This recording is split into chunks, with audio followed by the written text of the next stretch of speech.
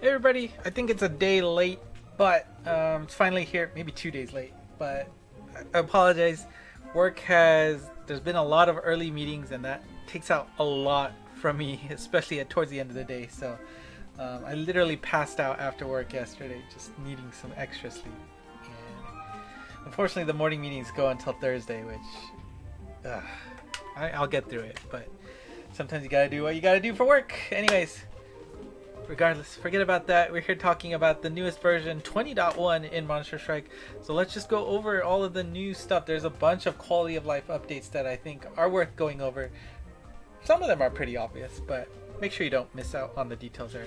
So you may have noticed that on the event screen, it now shows you the luck of the monsters that you have in your box. Now what's important here is that if you have at least one copy of that monster, it'll show you the highest luck that of all of the monsters that exist in your box. It will not show the total luck, so it won't add them for you. You'll just find the monster that matches the quest and then pick the maximum value out of all the ones in your box. So you can see I finished Lum here, so you can see it says Kiwami, so perfect. Done. Inuyasha, I'm stuck at 78, just a few more days to finish. I've definitely skipped a few days on accident, but you can see for somebody like Shishimaru there on light, if you don't have any of those monsters, it won't show that detail at all.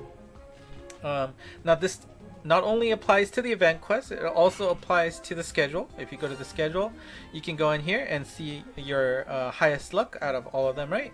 For something Kokuten, it's a 5 luck, and you can see Rama I have finished, so you can see Kiwami there. And yeah, like Ignore obviously coming up, so no luck there quite yet. Not only that, it also applies to the library. You can go to the library here and see the same exact details. Now it won't be on this screen. You are going to have to open it up and see that. Oh right, I mean it's not going to be on Izanami because I think I feed it all to the Kai version. Is that available? I don't know. I think that's why. But let's see. Yeah, there you go. Right, it's on the Kai version, not on the Izanami version. Really? No, that's 0. I don't know then. But I know I fed it to the Kai version. So. Anyways, you can see Mikomo here, 2 luck, 6 luck on the Osechi. I think you can still, sort it by luck, and you can see it that way. But so that hasn't changed from before. But it's just keeping consistent with the UI change there. That if you open it up, you can see the same information as the other places. Alright, next, you can now lock and or favorite your monsters slightly easier. What I mean by that is, let's go to your box, and let's say you wanted to feed, I guess Rama here, right? I have some leftovers. Now you can see here on the top right that these icons are now available. You can lock these monsters right away. You don't have to long press anymore and go do this, come back, and then you're like, oh wait, did I need to lock it or not? Anyways, you can also categorize it in your different favorite icons as well. So those 2 abilities, you get to save 1 click now, which, hey, that is always good. That is the definition of a quality of life update, right? It is always good to find a way to save that 1 click. Alright. Oops. Skipped one. There we go. You can now use the Eruberu Bell from its appropriate places. So the temple is the one that was the obvious version. So you go to the temple, and you can now see here that there's an icon with a bell right up there. You can now activate those temple specific campaigns right here from the temple screen. And before you have to go here, quest, campaign, and then figure out no, I gotta go here, scroll for the temple, click it, and then come back here, quest, temple, and start. Right? You can save all that. You just click it here and you're good to go. That is great. This also applies to the library too, I believe. So you go to the library, go in here, and you can see the temple icon not the temple, the bell icon is available, and the two campaigns that associate with the library are also usable directly from here. So very nice, convenient. I know I only say temple here, but it does also apply for the library. All right, so from the event quest or the scheduled screen, right, you can always see monsters who are, you know, popular in clearing that quest. Now sometimes you might have that monster, but they're not in that right form. Maybe like an Evo Ascension difference, or maybe you just have it stuck in the base form.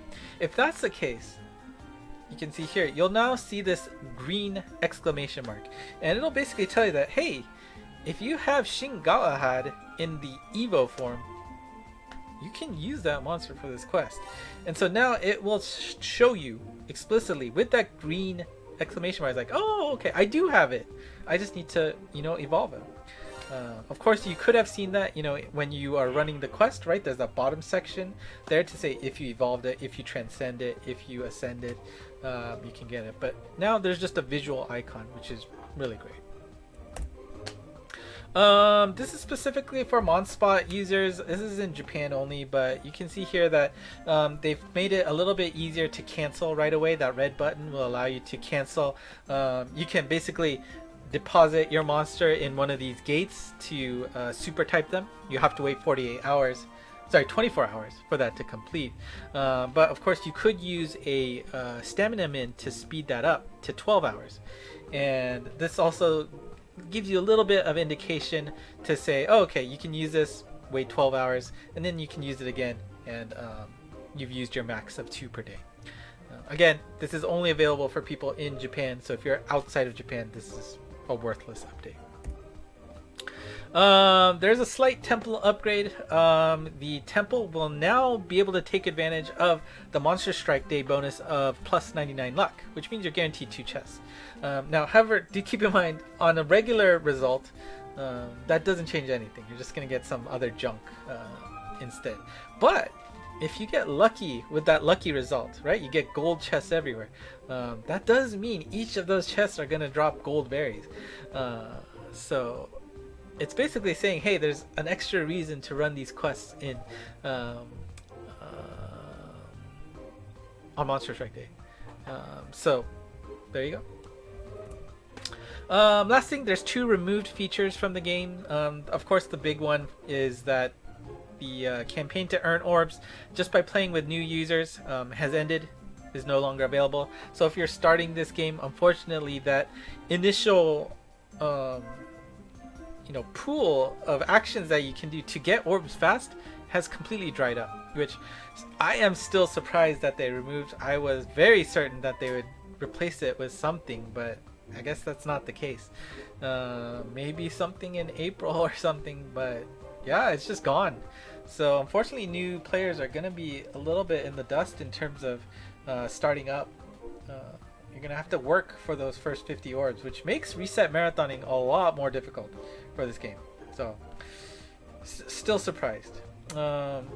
And I don't know if you've noticed, but if you look in the option menu here, I believe it was a purple menu item, the anime password, the Jumon stuff, has been removed from the game, and you can't fill in passwords anymore. I mean, you would have just gotten turtles anyway.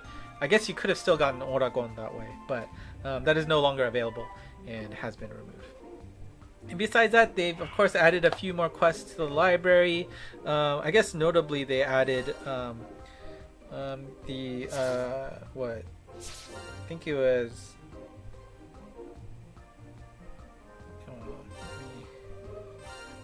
Well, even then this order, but you know, this series here, right? Shokuin, I don't even remember their names, to be honest. Kyuki, that series of monsters was added to the library, so of course that would help for, I believe, Ascension materials, right? They are utilized for something. I'm not going crazy, right? Yeah.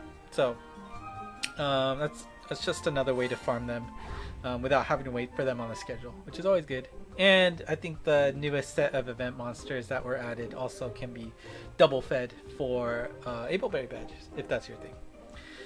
So yeah, that's about it for 20.1. Just, a tick up in terms of versioning, but a bunch of quality of life updates, which are always good to see.